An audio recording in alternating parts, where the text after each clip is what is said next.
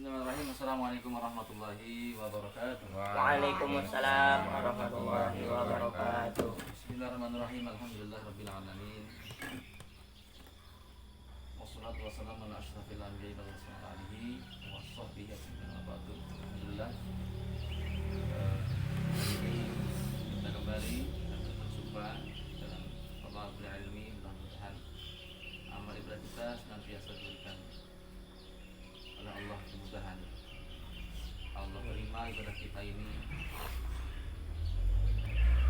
dan memberikan manfaat juga untuk diri kita sendiri, ya, mudah-mudahan bermanfaat untuk orang lain. Karena sebaik-baik orang adalah kita adalah orang yang bermanfaat untuk orang lain. Baik, bismillahirrahmanirrahim. Kita mulai untuk kajian kita hari Salatus Syam dalam bulan Ramadan ini. Mudah-mudahan diberikan keberkahan oleh Allah, ya, puasa kita diterima, puasa kita bisa penuh, ya, bisa full sampai selesai nanti, dan kita mendapatkan yang disampaikan oleh Allah, la'allakum tattaqun, derajat orang bertakwa. Takwa inilah yang membedakan antara orang-orang di sisi Allah. Tidak pandang itu kaya miskin, orang yang pejabat, yang bukan pejabat, atau orang yang pejabat atau yang orang larat, kan?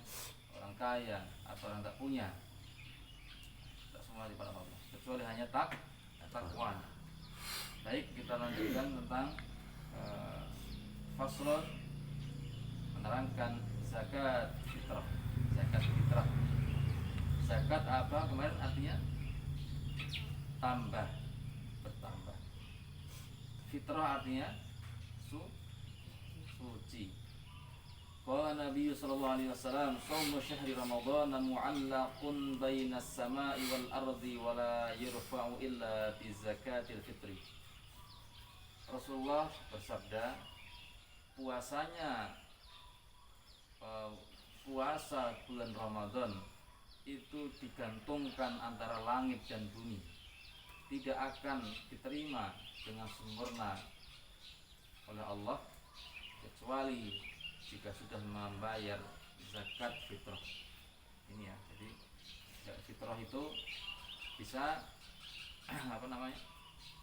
memberi itu Allah, ya kan? Jadi diterima oleh Allah puasa kita. Nah, makanya wajib, kan, membayar zakat fitrah wajib dalam rukun Islam, termasuk salah satu rukun, kan? Apa yang pertama rukun Islam itu? Syahadat, salat, zakat, puasa, haji. Itu rukun Islam yang ketiga, zakat. Tapi kadang-kadang zakat ini agak susah, ya kan? Orang jarang mau memahami tentang zakat. Padahal aqimis shalah wa atuz zakah. Dirikan shalah dan bayarkanlah zakat. Tapi kadang-kadang ini susah karena mengeluarkan uang kan agak susah. Tapi kalau sholat kan gratis, ya kan? Puasa menunggu berbuka, ya, bukannya dengan enak-enak gitu, kan? Ini zakat malah mengeluarkan harta, apalagi zakat mal, ya. Ini zakat mal. Kalau yang perdagangan yang dikeluarkan juga uang, ya, jadi kan agak berat kita ini bagi yang tidak paham tentang masalah zakat. Padahal zakat itu mensucikan, ya, fitrah kan mensucikan jiwa, ya. Zakat mal berarti mensucikan hartanya, karena setiap harta itu dimiliki oleh ataupun ada hak orang lain, ya kan, hak fakir miskin yang harus ditunaikan. Jadi itulah dikeluarkan zakat itu. Dan seandainya zakat mal itu betul-betul dikelola, ya, Indonesia ini tidak ada orang miskin, tapi betul-betul dikelola. Karena apa? Tujuan zakat mal itu bisa meningkatkan derajat yang fakir, yang miskin, menjadi dia nanti yang masuk ke tahapan muzaki, ya, muzaki. Ya, demikian, ya, tentang masalah zakat. Jadi kalau puasa zakat mal itu, zakat fitrah itu menjadi wasilah diterimanya puasa tiap orang Islam. An Ibnu Abbas radhiyallahu anhuma qala farada Rasulullah sallallahu alaihi wasallam sadaqatal fitri tuhratan li sha'imin minal lagwi war rafati tu'mata lil masakini faman addaha qabla as-salati fahiya zakatun maqbulah wa man addaha ba'da as-salati fahiya sadaqatun minas sadaqah. Rawahu Abu Daud wa Ibnu Majah, wa ghairuhuma. Sahabat Ibnu Abbas berkata bahwa Nabi mewajibkan zakat fitrah untuk mensucikan orang yang berpuasa dari lagha, dan pengucap yang tidak bagus, dan untuk memberikan makan orang miskin. Maka siapa orang yang mengeluarkan zakat fitrah sebelum sholat hari raya Idul Fitri, maka termasuk zakat yang diterima oleh Allah.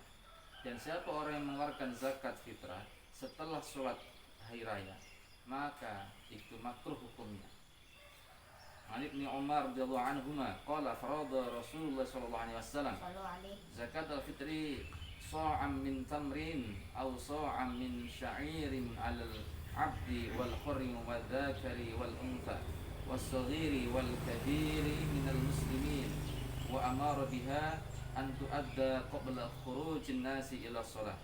Sahabat Ibnu Umar berkata bahwa Nabi Muhammad SAW mewajibkan zakat fitrah satu sok dari tamar atau satu sok saking atau dari syair gandum kepada orang yang merdeka, laki-laki, perempuan, anak, orang tua dari golongan orang Islam, supaya dikeluarkan sebelum manusia berangkat sholat hari raya.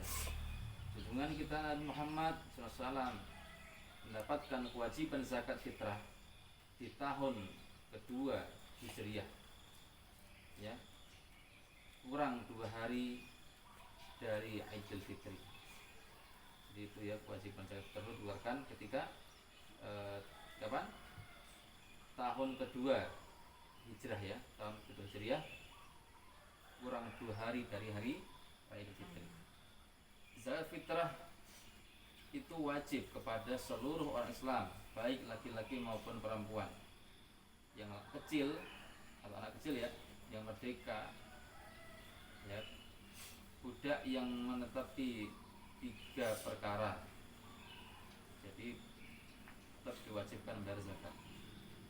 Ini ya, begitu pentingnya berzakat. Maka mudah-mudahan kita semuanya ini bisa memahaminya, dan saudara-saudara kita mungkin yang belum paham tentang masalah zakat, kita bisa menyampaikan tentang masalah fadilah, terutama zakat, apalagi di rukun Islam. Zakat fitrah itu, ya, berupa beras atau makanan pokok di dalam daerah tersebut.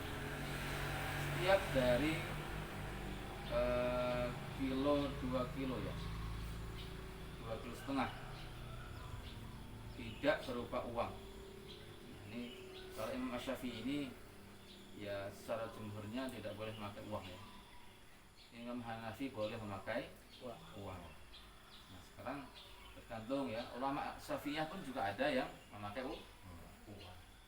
Jadi ikhtilaf, maksudnya itu ada mungkin dari sisi kemanfaatan. Jadi zakat ini intinya itu kan kemanfaatan. Mana yang lebih bermanfaat? Mungkin pendapat yang memakai uang itu lebih bermanfaat, ya kan, di zaman sekarang ini. Yang dulu mungkin lebih bermanfaat gandum, karena dulu itu yang dihadapi zaman itu adalah orang-orang yang butuhnya tuh makanan, ya, waktu itu. Uang tak butuh, tapi yang penting waktu itu makanan, itu bisa makan.